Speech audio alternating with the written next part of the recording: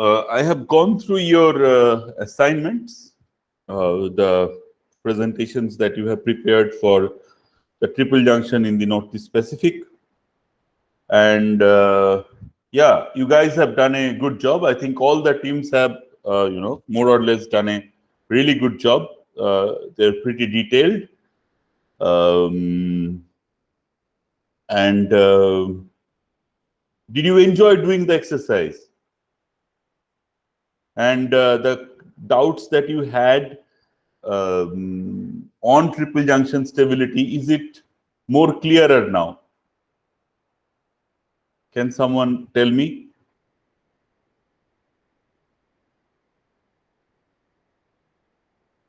Did you understand what you were doing, and did it help you to get your concepts more clearer in the domain of triple junction and plate tectonics overall? Okay. Yes, sir. Yeah. All right. So technically, I mean, content-wise, I have nothing to say. I mean, you all have done a good job. I think you have gone beyond Laudy's book. You have read stuff from other areas, all the teams actually, and I was quite happy to see it. Few general comments on the presentation skill.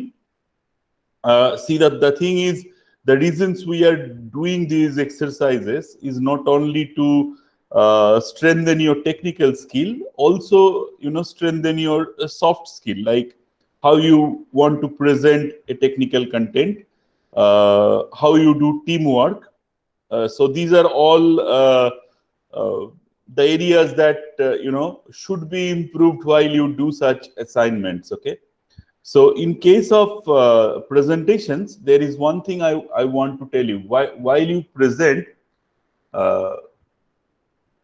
especially in a conference or anywhere, forget about teaching, because in teaching you have to make sure that all your students understand them, and then your slides are not always very traditional. You bring in many stuff and things. Sometimes your slides are used as reading material, so you put more stuff in them. So forget about teaching. But in general, while you present, it is you who is presenting, not the slides. So the slides are there only to help you with the presentation, right? So the moral of the story is your slides cannot be word heavy. Okay, that is something, one of the things that you can take care in your next presentation, next assignment that you will submit. So your slides cannot be very word heavy. Maybe 5 or 6 lines, that is maximum that should be there in a slide. You can replace the words with pictures, which are more revealing than words. You will agree with me. And it's not a very good idea to read out from the slides. Okay, so you speak from your mind, and then you use the slides as a material to flow or guide your talk. Okay, am I able to make my point clear? It's not presenting is not essentially reading from slides. I'm not saying every one of you have done that, but some of you have done it. But there is no problem in that. It's not. It's your. You are in the very beginning of your career, and you are supposed to make mistakes, and you learn from your mistakes, and you improve while you go with it. Okay, so think about it. You build up a story. You build up a storyline, right? And how a storyline is generally built up, you define a problem, and you define the methodology, the way it is done, or you are going to do, like for example in your own research. Then you talk about the results, and you discuss the implications. And this is how generally the story is, any scientific story is built up. Okay, and you speak up from your mind. Say for example, if you have a teacher, think about it. If you have a teacher who is constantly reading from a PowerPoint presentation, do you like such teachers? Tell me frankly. Yes or no? So that particular teacher, whoever it is, bringing a lot of slides, and there is a lot of things written on the slides, and that person is reading from top to bottom. Do you like it or not? Does it keep you engaged? It generally doesn't, right? So, you have to also remember while you present, that you have to keep your audience engaged. You have to keep them interested, right? So it's important that you module your voice properly. But those are the things that comes with practice.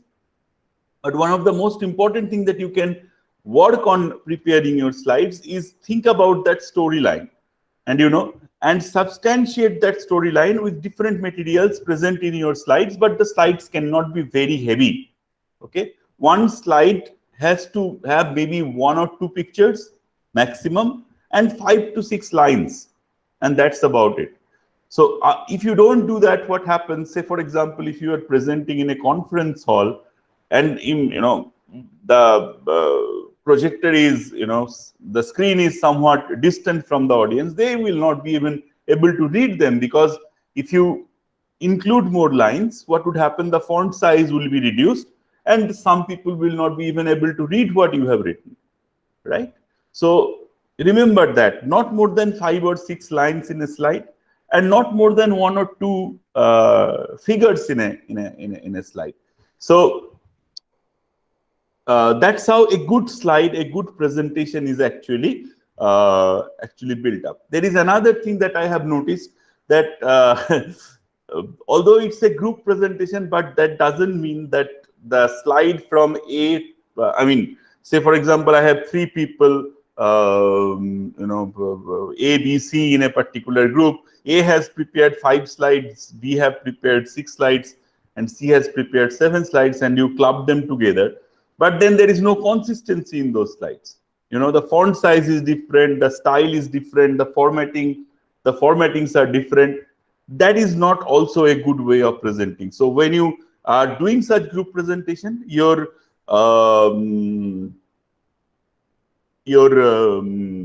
slide should be equal. It should be the same slides. At least the formatting has to be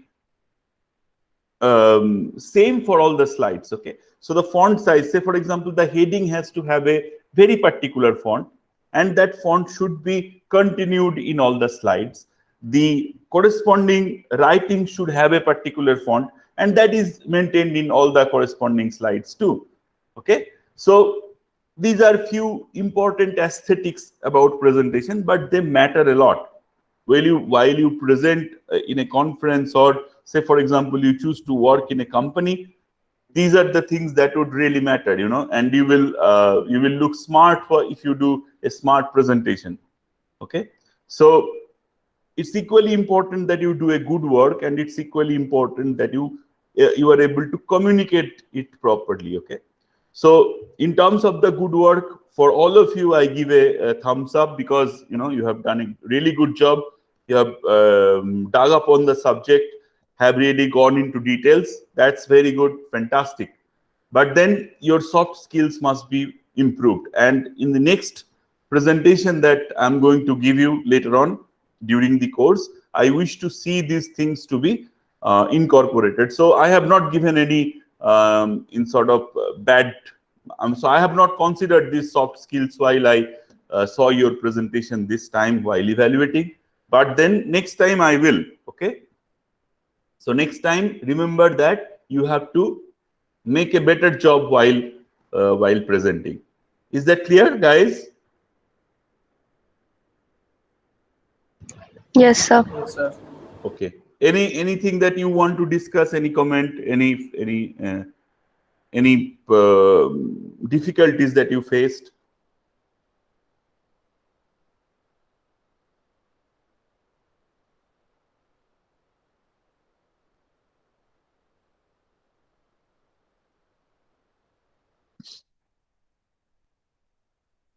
Okay.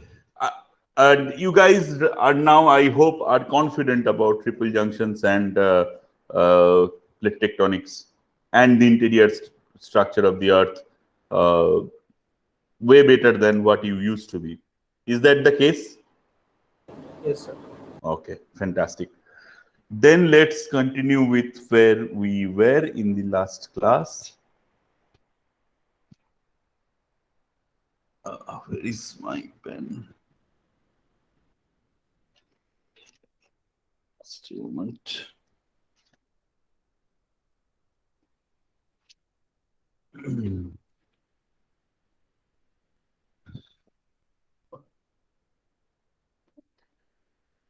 All right. So we kind of stopped here yesterday, where we have introduced you to Maculag formula. Okay.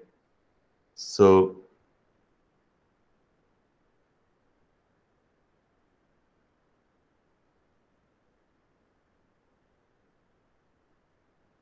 Maculag's formula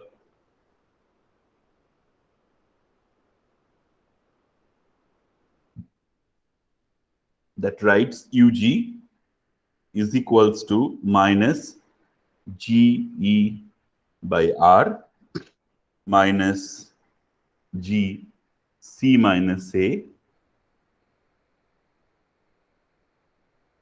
R cube 3 cos square theta minus 1 by 2. Okay. Now tell me, what is the shape of the earth that is being considered in Maculag's formula? What type of shape is considered?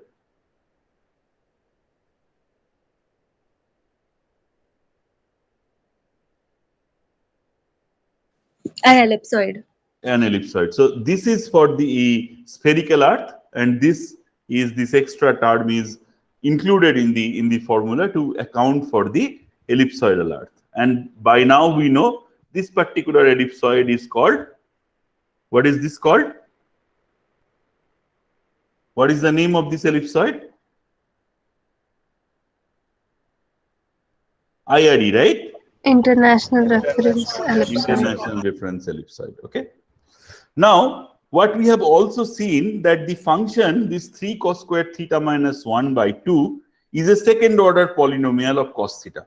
Okay. And it is generally written as then P2 cos theta, right? So P stands for polynomial and 2 is for the second order. Okay. So and we have also seen that it belongs to a family of functions called Legendre's polynomial. That is what we have seen in the last class, when we took a little bit of deviation or detour from what we have been discussing. Okay.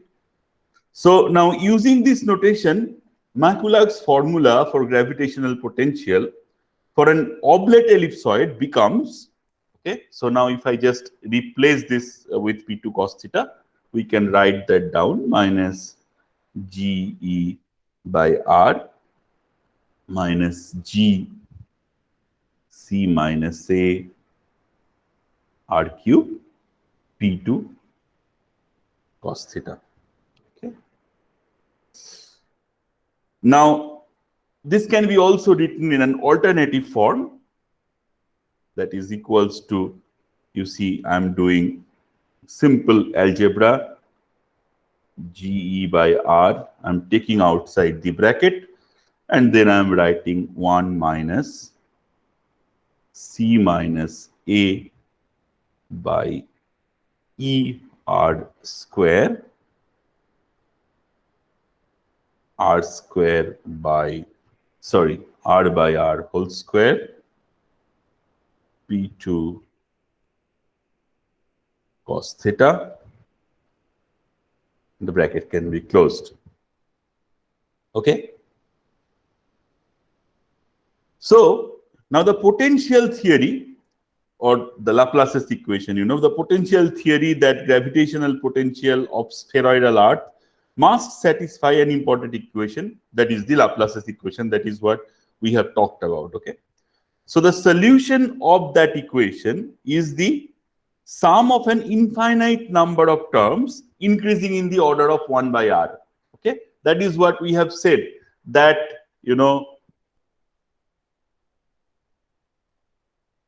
if I want to, incorporate the full field, the full field of the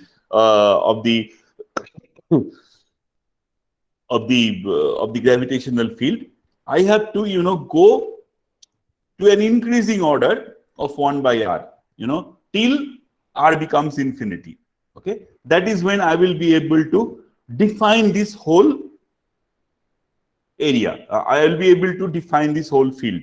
Okay, so, and each involving an appropriate Legendre's polynomial. So, if I do that extension or do that expansion till 1 by r is equals to infinity, I should be able to write down that UG, or r is equals to infinity, UG is equals to minus GE by r. It's simply generalizing this formula,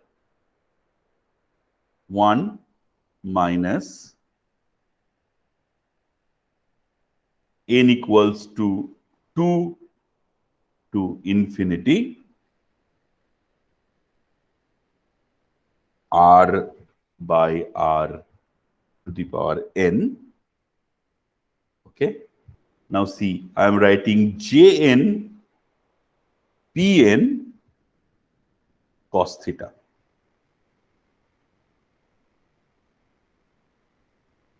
Okay. So if if j is equals to, if n equals to 2, then Jn becomes C minus A by ER square. Okay, so this is if n equals to 2, then this is the value of Jn. Okay. Now, and of course, now we can see that we have actually combined the Legendre's polynomial and the Laplace's equation into a single expression. Okay. Now, from geodetic measurements, what I can find that this value of Jn, if n equals to 2, then J2 is equals to 1082.6 into 10 to the power minus 6. Okay. J3 is equals to minus 2.54 into 10 to the power minus 6. J4 is equals to minus 1.59 into 10 to the power minus 6. And if I keep on continuing, I will see that the value of J is actually decreasing. The value of J is actually decreasing. So what do I mean by that? So if I write down UG, if I just use, a spherical earth model,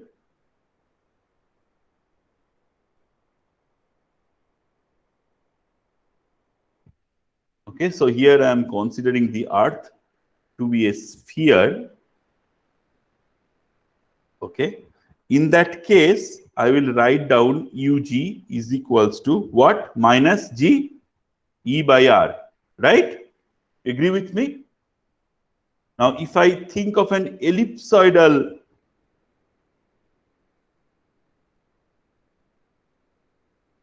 earth model, which is nothing but the IRE, okay, then UG is equals to, it will be minus GE by R, okay, and your the term will be 1 minus R by R2, okay, J2 P2 cos theta. Okay, where then J2 means C minus A by ER square, which is nothing but 1082.6 into 10 to the power minus 6. Okay, So then you see the gravitational potential will change, would accommodate for the ellipsoidal Earth. Okay. Then if I think of, further modification in the shape of the Earth, which is no more completely elliptical, and I consider J3, okay, then I will have the spheroidal Earth, I will have the ellipsoidal Earth, and then together with that I will have further complications. Okay, so now let us say with that further complications, what I am observing, that this is my reference ellipsoid. Now for J3, the Earth would look like a Pierce, okay, almost more or less like a Pierce. I'm not able to draw it properly, but excuse my poor drawing.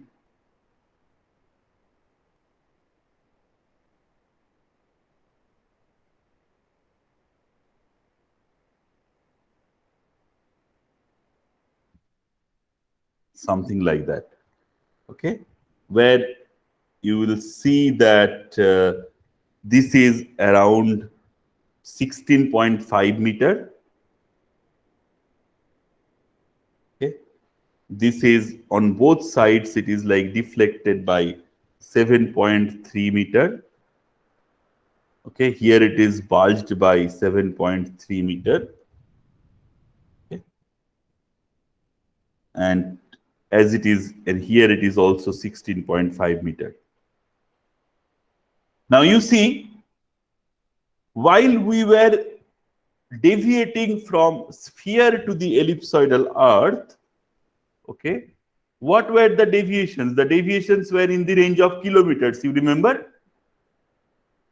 You remember or not? These deviations were in the range of kilometers, right? Yes, sir. Now, when I am deviating from the international reference ellipsoid to, a better defined shape of the Earth, you see the deviations are in the form of meters. So I have drastically decreased the error, right?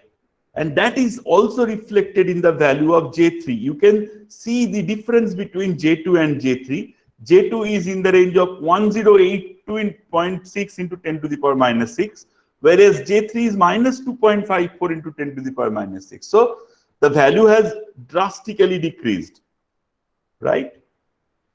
Now, if I go for J4, then my reference frame will be the shape of the Earth in J3, and then there will be further, modifications, okay? But the modification will be of even smaller scale. That's why I'm seeing the difference between J3 and J4 is not that high. Okay. Now, if I keep on going towards higher value of J's, what I will see, I will reach to the gravitational potential, which corresponds to the more realistic shape of the Earth, but the difference between such steps will keep on decreasing. Is that clear?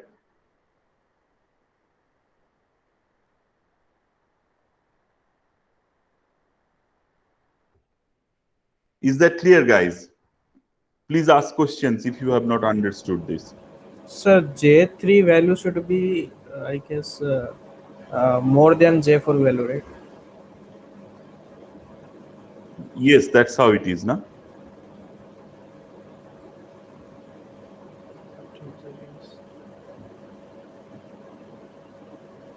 So you have to look at that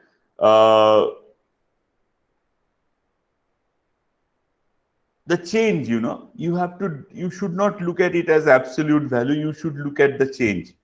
Okay, J5 will be even the difference between J4 and J5 will be even less. Okay, the difference between J5 and J6 will be even lesser. Okay, So the idea is that we are going on defining the gravitational potential, thinking about the more realistic shape of the Earth. Okay. But then for all practical purposes, if I think that the Earth is a sphere, that is too much of an assumption. But if I think that the Earth is an ellipsoid, international reference ellipsoid, and we just consider up to J2 for our geophysical purposes, in some very what should I say, high resolution cases, we will go up to J3, but for most of the practical geophysical purposes, we can stop at J2, and that should provide us a reasonable shape of the Earth and its corresponding gravitational potential. Okay, is that clear? Yes, sir. So that is where we are going to restrict ourselves in most of the discussions. That's why I said, so now if I essentially think of that the equipotential surface, considering the J2 value, okay, considering the J2 value, and then is called UGT, is the theoretical gravitational potential, and the corresponding gravitational acceleration is called G theoretical. Okay, and that is with the J2 value. All right. Now I'm going to bring in two very important concepts, and remember this one. So I'm going to talk about IRE, and then there is something called geoid. Okay, and remember, you get questions every alternate year from this particular in NET or in GSI, mostly in NET. Every alternate year about the difference between geoid and ellipsoid. Okay, think about it very carefully. Okay.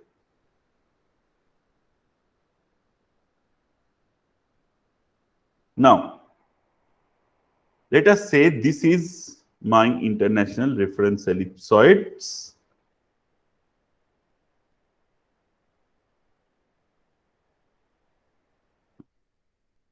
Okay. And then this is the corresponding equipotential surface.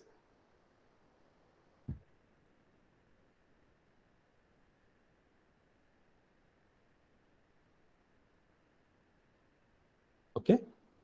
Corresponding equipotential surface, UGT. Right. Now let us zoom in here. Okay. We are going to zoom in here. So here is my international reference ellipsoid. But if I am zooming in here, what I am finding that actually the topography looks something like this, where I have a hill here. Okay. And I have a depression here, or yeah, depression. Okay. Now, the UG due to international reference ellipsoid is here. Okay, this is my equipotential surface. Now you see, I have an extra mass. This hill is here, and then I have a depression is here, and that will be reflected to the actual equipotential surface, right? Now, if I look at the actual equipotential surface, that will be reflected, right? So the actual equipotential surface might look something like this.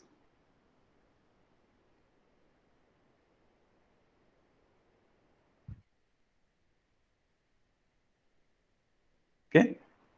So what I am observing here,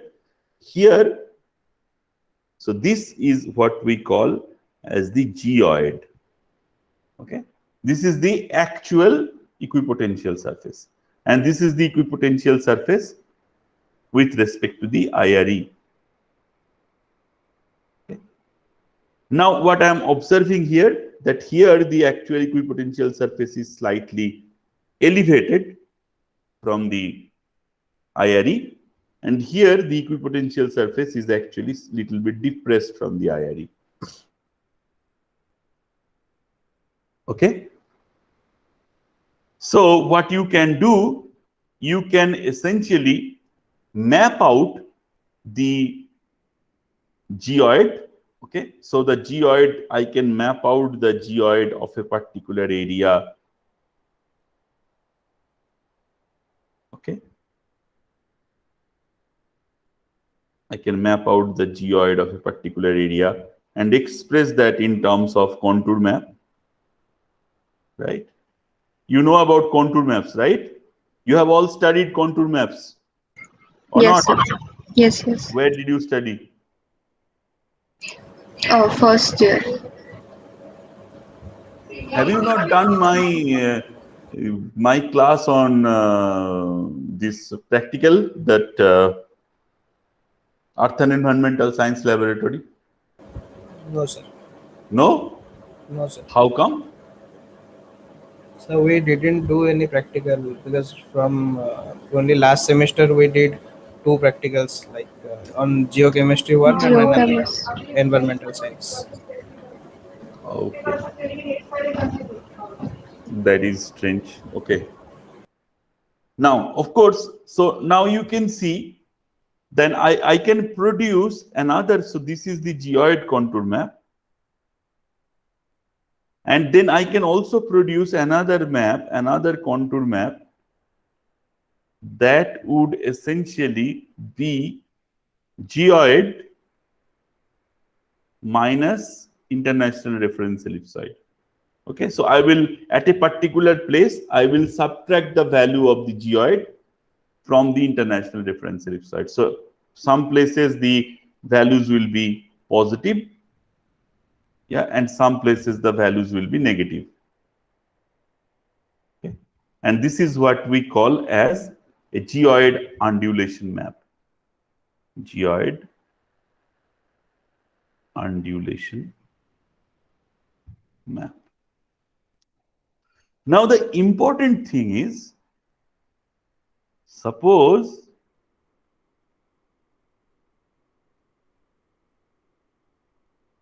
under this particular lithology, I have an ore body, okay, which has a higher density than the surrounding. Okay, so I have a very, what you can imagine, that I have a hill, I have a depression, and within which I have in the subsurface a particular road body of higher density placed. Okay. Now, while you do your geophysical prospecting, what you have to do, you have to essentially get, so what I will do, I will get, if I measure gravity, if I measure G, from this point to that point, from A to B, okay, I will perhaps get a, curve, something like this. Okay. Now, this particular curve is a product of the actual geoid. Actual geoid means this undulation, this hill and this depression. Okay. So it's a product of this hill plus depression, plus it's a product of the mass difference. Okay. And of course, there is the component of IRE present here. Okay. So IRE essentially would give me the regional, but this anomaly that we are observing is actually a product of this hill and depression, this topography, and this excess mass. So what we are supposed to do, yeah, in the next class, that is what we are going to see, is how to get rid of this effect from this curve. Okay, so we have to get rid of this effect from this curve and create another anomaly map, which is only due to the presence of this excess mass. Yeah, so one of the most important part of a geophysicist or someone who is an expert in the gravity technique, yeah, he has to be able to, get rid of this uh, effect of topography, or yeah, effect of these undulations that we are observing, so that, or decouple the effect of the excess mass, so that I can be confident about that this particular anomaly actually corresponds to the mass difference, not anything else. Do you get my point? And these are called, gravity corrections.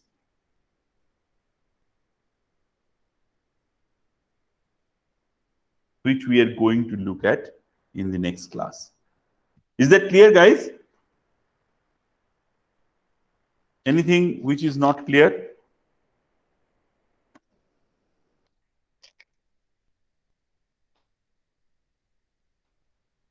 Tell me.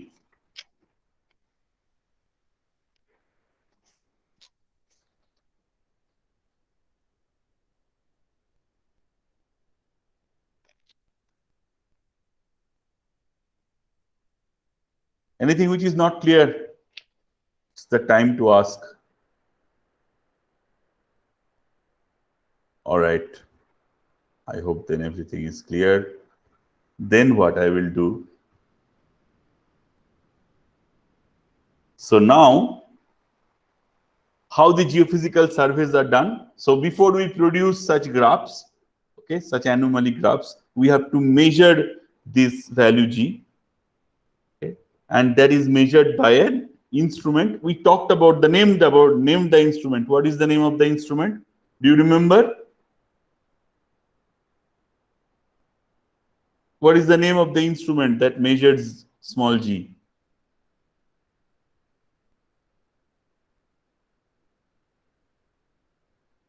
That's called gravimeter, okay?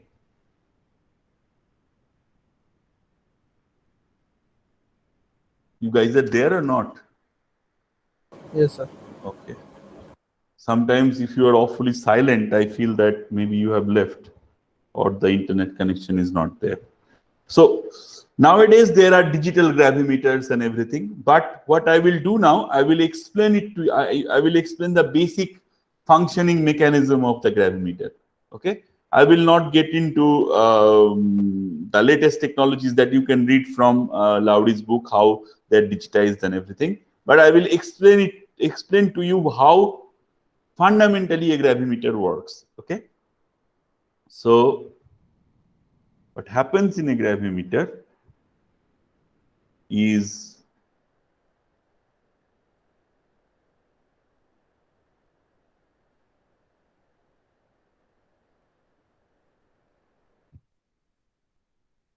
let me just draw it first, huh? Then I will explain.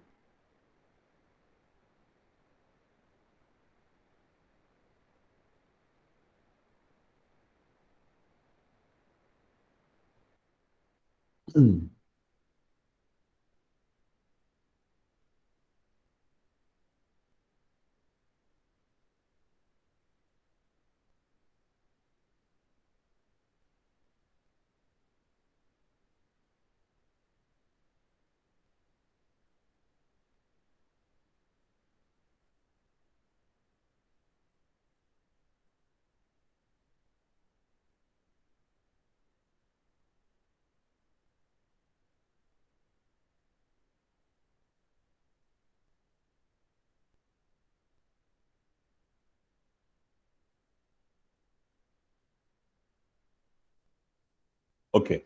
So what essentially happens that it's a very simple instrument fundamentally, but it is one of the most, what should I say, expensive geophysical instrument that is present in the, that is generally used simply because of its sensitivity. Okay.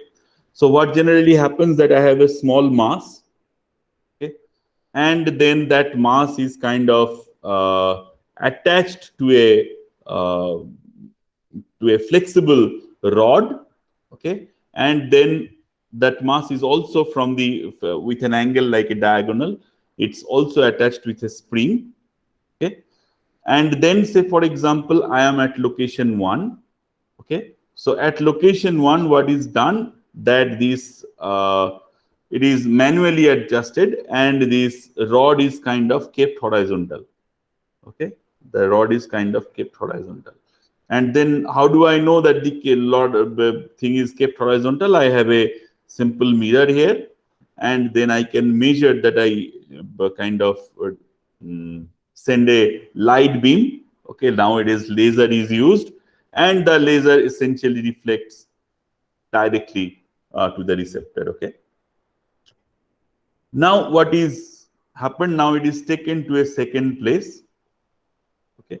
Now the assumption is in the second place, of course, the G will change, okay, simply because, you know, we have already talked about this, that if I am at location 1 at the equator, then I take it to somewhere in the tropics, of course, the value of small g will change. Now, if the value of small g will change, your this mass will either go down or go up. Okay, both can happen. Say this goes down simply because the g is changed. This is mg1 now. Okay, and if it is changed, then I see a slanting in this rod. This is simply slanted, and then the reflected beam kind of is, because of the orientation of the mirror now, is reflected at an angle theta. And then you have a chart where already prepared chart, okay, where I have already prepared theta. So in the x-axis I have theta, and in the y-axis I have delta g. That means the difference between the small g and g1 and g, that is delta g, okay, that is being plotted. So when you see whatever theta you have plotted, you have observed, you can see that is my delta g. That means the difference between the g's from point 1 to point 2, and that is how it is done. Okay, so the change in g from one location to the other. And this is how simply a gravimeter works. And we have already talked that centimeter per second square is considered to be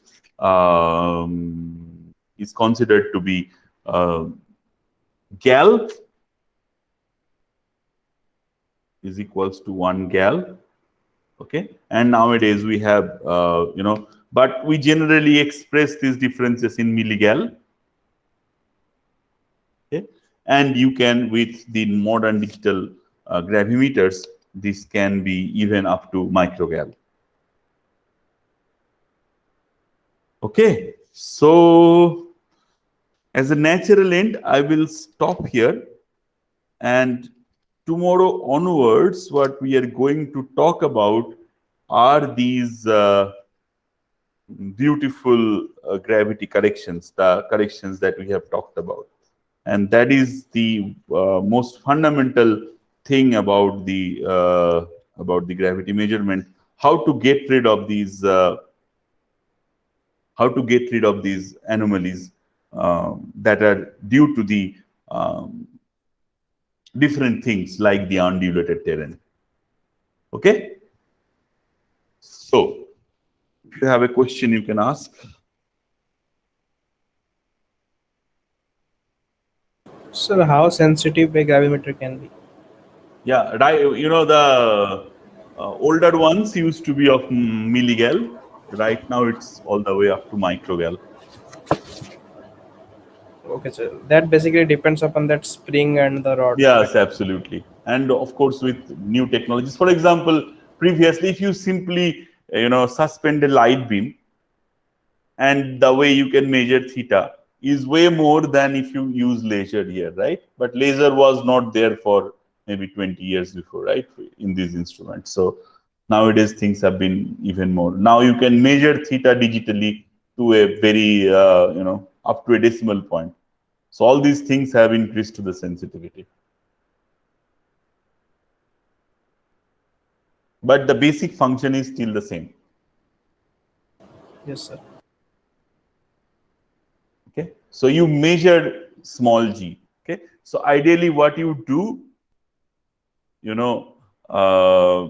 so here is my terrain, which is quite rough. Okay, suppose here is my body of higher density. Okay, so I do a gravimeter survey from point A to point B. I'm just talking about 2D. It can be in 3D as well. So from point A to point B, and then I see, like, a gravimeter signal of G, delta G, like this, So first of all, so then one, you have to do something which we call fitting regional. We will discuss that later on. That means that is the regional gravity signal from that area.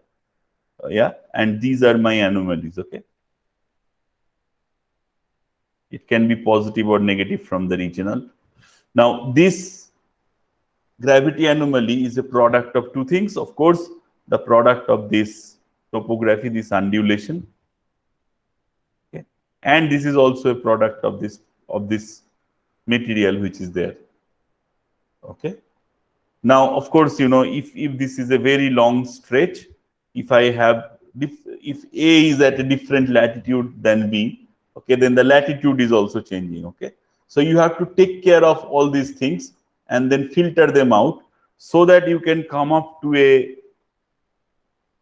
curve where I have a regional value of the delta G, which is very close to GT, that is my theoretical due to international reference ellipsoid, and then there will be areas where there will be anomalies. Okay, now this is only due to the mass difference. Okay, so we are going to look at this process, how we are going to get rid of the other different parameters which affects my gravity signal, okay, so that I can filter them out and I can only comment on that this anomaly is due to the presence of excess mass, and how to actually then read these anomalies and come up with first of all how long this particular body is, what is the depth at which it is seated, and many different things, okay, about parameterization of this particular extra mass.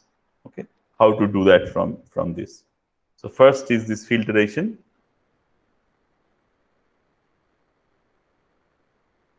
and then of course the interpretation. Both of them we are going to look at. Okay, any question?